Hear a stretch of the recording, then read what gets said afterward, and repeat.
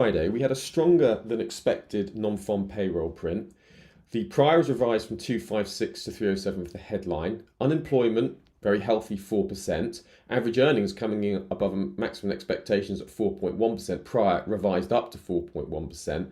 It was just a headline that missed the forecast of 170, come at 143, but it was a strong print. However, if you look at the University of Michigan sentiment print that we had later on, we saw a very telling reaction in the market. If we just look here at the inflation 1-year expectations, look at this.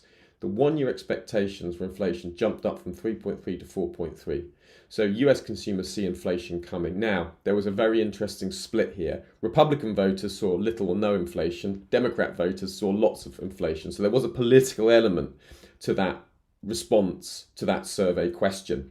However, we saw the S&P 500 sell off sharply on that data. So that just tells us that inflation is super important for the US, and the inflation data is still front and foremost of investors' minds in terms of what reaction to expect. So if we see high inflation, start to look for pressure on stocks, and that to support the dollar.